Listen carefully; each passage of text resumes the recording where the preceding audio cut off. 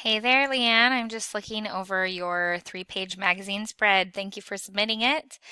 You got a good start here with your column breakup. You have all the content that you need. I see a pull quote, your images, a heading. I'm just seeing if there's anything. I don't think you're missing out anything from a minimum requirements perspective.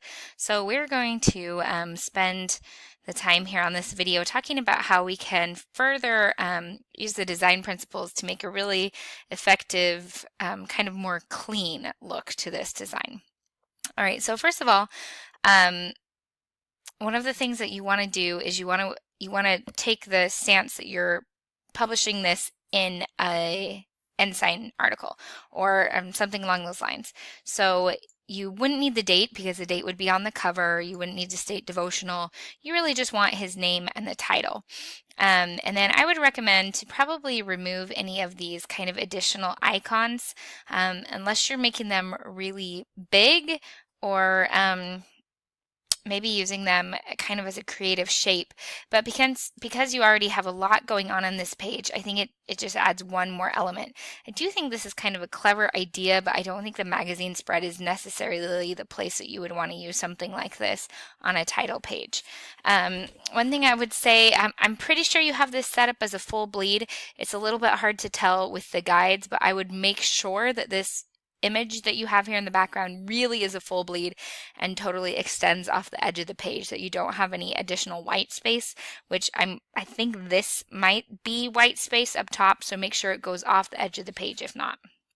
And then I notice you have these images here. I'm guessing you took both of these, and I just want to make sure they're different. I think they are. I think they're different. They feel pretty similar. I might like to see you do something a little bit different, because if these images were side by side, in the viewer's mind, they're the exact same image. One is just used as a watermark and the other isn't. So if possible, I would encourage you to try to find something different for your second image that portrays a different idea, because having two images of the exact same flower is only one message. And so you want to use your image space to convey two messages as opposed to one message. And so I would try to switch out. I actually really like this watermark, so maybe you could do something different with the image on the first page here, possibly. Or if you really like the full bleed, which also has some nice advantages to using a full bleed on your intro page, find something else that would look really nice as a watermark in the background. Or don't use a watermark, do something a little bit different altogether. One thing I want to mention is there's really virtually no white space on your design. That's probably the number one thing that you really need to inject into your design. You need to have white space that is not trapped.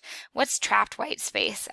It's maybe a little bit like an example would be down here where you have a tiny bit of white space, but it's caught by this black border, it's caught by this green shape, it's caught by this black shape above it, and then by the text on this side. So we need to inject white space into design that not only exists but also flows totally off the edge of the page. Let me show you a good example of what that would look like. Would be, for example, on this design, check out these two pages here. See the amount of white space you have between even where the edge of the page is and where the column starts. This is a good amount of white space. It has this light yellow line, but the eye travels around it and goes out. Then over here, look at all this white space you have. Okay, so all of the good designs, and then they did a full bleed, kind of similar to you, but up on top, they still have a little bit of what could be considered like white space.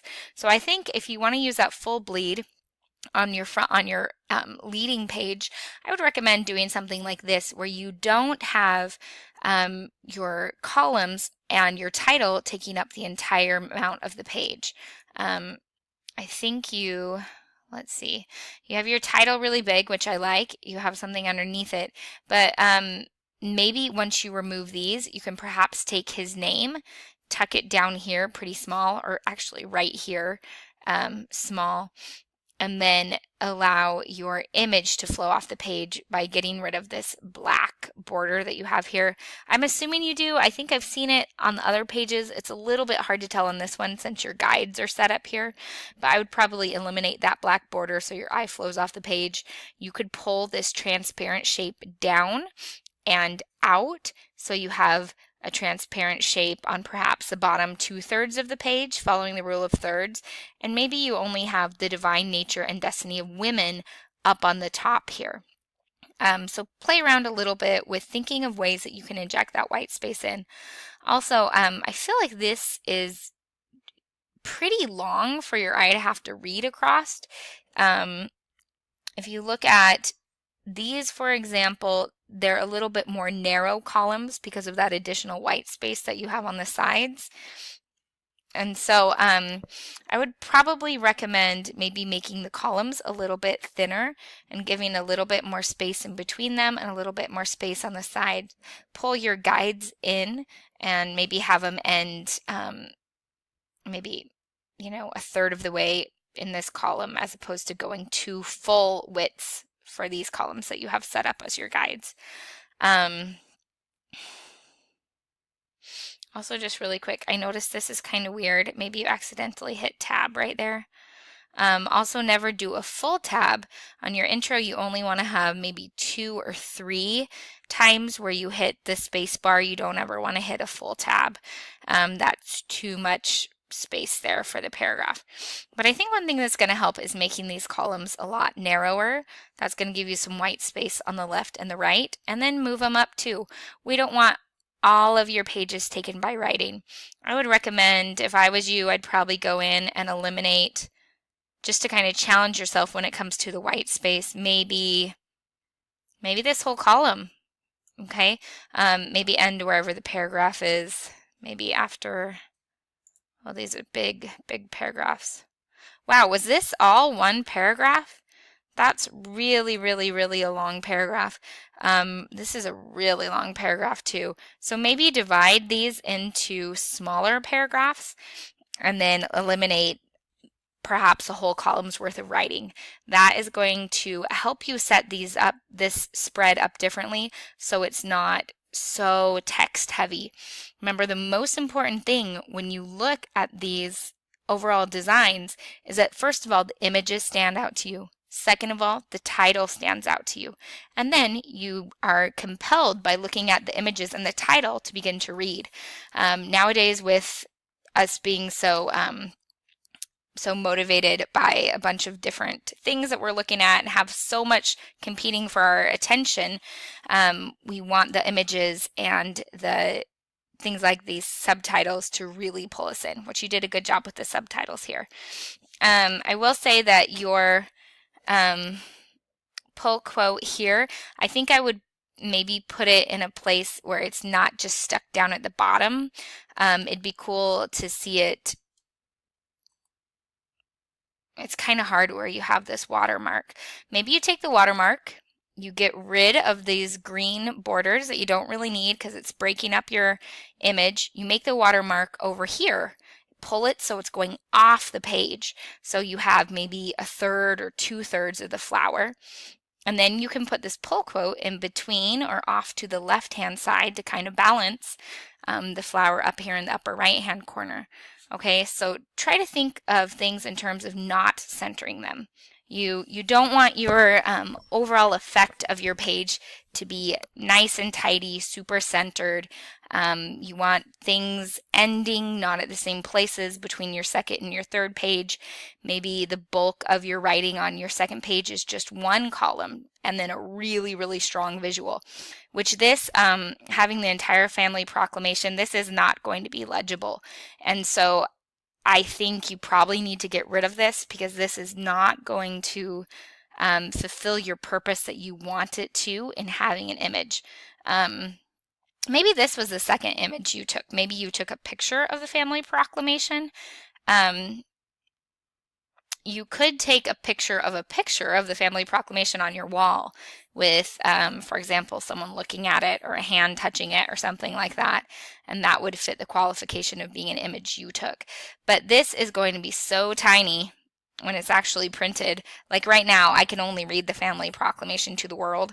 I know what it says, but if I was someone reading your magazine spread who didn't know, it would totally confuse me. And so that's the purpose of, that's defeating the purpose of even having it there in the first place. So either you need to figure out how to way to make this legible, which is not going to lend itself to the goal of this assignment, because this legible is an 8 by 11 page, which is this whole page.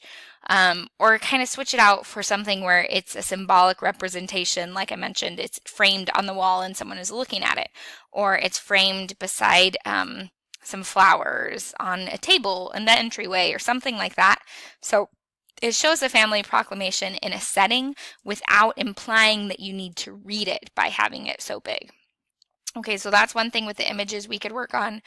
And then what was the other thing? Oh, okay. So along the lines of having your eye have to go all the way across the page, that's kind of a general no-no to do in your design because of how easily we are swayed to not want to read something. If a human being has to read all the way across a page these days, they're much less likely to do it when they're looking at a magazine. So I would divide these into columns as well. And maybe here you only have one column, right? Maybe you have a column over on this part of the page, or you have only the first paragraph and you stop right here. I'm going to start by giving you 2 exclusive scoops, and it follows kind of a cool, tidy right-hand column. If you did that, you'd need to balance somehow so you wouldn't have just all the type marching down the right side of the page. Oh, and this is, you actually, oh, is this is all the family proclamation. Okay, I got it. Right? Or is it not? No, it's not. It just starts out with that. Oh, it just starts out. Exclusive scoops. Huh. Okay, I don't know what this is. Oh, this is just one sentence. The family proclamation which states all human beings, male and female. So this is one sentence. Okay, got it. And then it just goes on with his talk. So maybe along the same lines of what you're already doing, but maybe you take this, and you start here with the family proclamation and you finish on 2 exclusive scoops. You make it a cool, square, justified column right here. And then you have your image flow easily off the page. And then you have your nice title, big and large and interesting. I would probably say make these a little bit smaller. Follow the rule of making contrast even more than you think you need to, which you're probably already doing, but do it even a little bit more. And then tuck his name down here really nice and small. Also, this font, I think this is I tried to look for it, but I couldn't remember what it's called. I think this font is one of those default ones, and I see it a lot. So I'd recommend instead going in to defont.com and trying to download one of these. You can go look in sans serif. I think that one was a serif. So you could look for something kind of interesting, compelling, that makes you look at it twice. Maybe something like this. A modern would look really nice. This would look really nice. Or you go the route of doing a script, which could look really nice with a brush. One of these would look great. Or handwritten. Okay, these would look good too. Oops. Okay, so I would like to see you switch out this contrasting font if you could, because it's a default one. This is also a little bit hard to read. I think it's because it's a spin on a traditional sans serif, but it's a little bit more angular. So you could maybe switch this out for a more traditional sans serif, or possibly when you make the columns less wide, it might become more legible. And when you add in those paragraph breaks. Okay, I've given you a lot to think about, so on your second draft, you can feel free to email it over to me. The main thing is adding in white space, allowing your eye to fall off the page, and making these images really shout as opposed to being pushed to the background. Okay, thanks so much for submitting.